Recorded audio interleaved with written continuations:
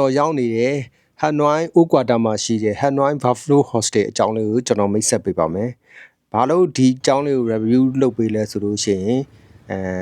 ဒီမှာတဲရတာတော်တော်လေးကိုစိန်ပြေလို့ပါ။ဘာဖြစ်လို့လဲဆိုတော့ကျွန်တော်ဒီတစ်ခေါက် budget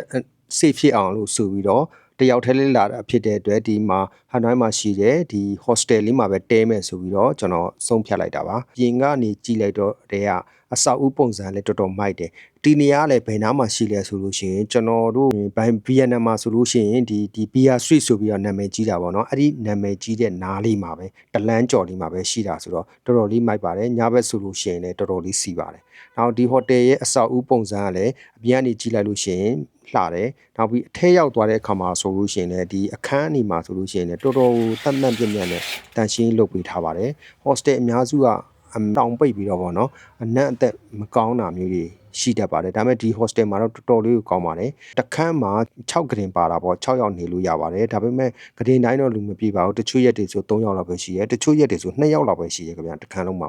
အဲ့တော့အဆင်ပြေပါတယ်တဲရတာဒီချုပ်ကအိမ်သာဆိုလို့ရှိရင်လည်းဒါကျေပြီးတော့တော်တော်တန့်ပါတယ်ဒီလိုကျွန်တော်တို့ hotel တွေမှာဟိုတယ်ဒီမှာရှိတဲ့ရေချိုးကန်အိမ်သားတွေလိုပဲအကုန်လုံး facility ထည့်ပေးထားတယ်dryer တွေလက်ဆေးဆက်ပြားတွေနောက်ကျတော့အဲ့ဒီ shampoo တွေ shower cream တွေအကုန်လုံးဒီ shampoo တွေ shower cream တွေဆိုလို့ရှိရင်လည်းတော်တော် quality ကောင်းတာလေးတွေထည့်ပေးထားတယ်အနက်တော်တော်လေးကိုမှုေးပါတယ်ကျွန်တော်တော့ကြိုက်တယ်ဗျဒါတယောက်စာဆိုပေမဲ့ဒီမှာဒီ black ကုန်းတွေဒီမှာ saving box တွေအကုန်လုံးထားပေးထားပါတယ်အားလုံးတက်တက်ရရနဲ့နောက်ပြီးတော့ဒီခန်းထဲမှာဆိုလို့ရှိရင်တန်ရှင်းရတယ်တနေ့ကို2ကြိမ်လောက်လာပြီးတော့လုပ်ပေးပါတယ်လူဝင်ထွက်ရှိလို့ရှိရင်ဒီဟန်နွိုင်းရောက်လို့ရှိရင်ရဲနဲ့မဲ့ကြီးတဲ့ဘီယာစထရစ်ဆိုတဲ့လမ်းလေးပါဒီအောက်ကိုဆင်းသွားလို့ရှိရင်အဲ့ဒါဟိုဘက်လမ်းမှာဆိုလို့ရှိရင်ဒါဘီယာစထရစ်ကိုရောက်ပါတယ်ဒီဟန်နွိုင်းရဲ့အဆောက်အဦပုံစံလေးတွေကလည်းဒါချစ်စရာကောင်းပါတယ်ကျွန်တော်တို့ဓာတ်ပုံဆရာမျက်စိနဲ့ဆိုလို့ရှိရင်တော့ဓာတ်ပုံရိုက်ချင်စရာမြင်ကွင်းလေးတွေပါဟိုဆိုင်လေးဆိုလို့ရှိရင်ဒီမှာပန်းအနေနဲ့အလှဆင်လာတာ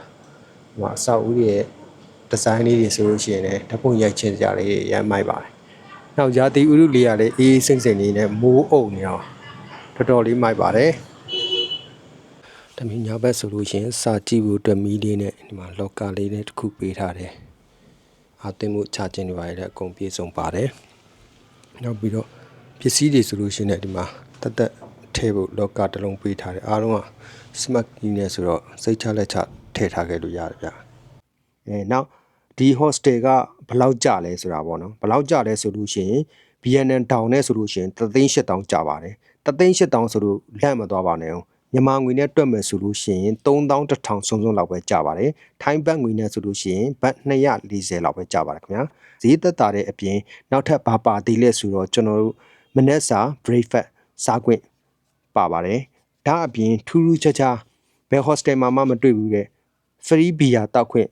ကူပုံလေးပါပေးထားပါတယ်သူတို့ရဲ့ happy hour 19နာရီကနေ9:20အတွင်း free beer တောက်လို့ရပါသေးတယ်ခင်ဗျာဒီလောက်ဈေးလေးနဲ့ facility လည်းကောင်းတယ်အခန်းလည်းကျယ်ပြီးတော့တန့်တယ်ဒီလိုမျိုး breakfast လည်းပါတယ် beer တောက်ခွင့်လည်းရှိတယ်ဆိုတော့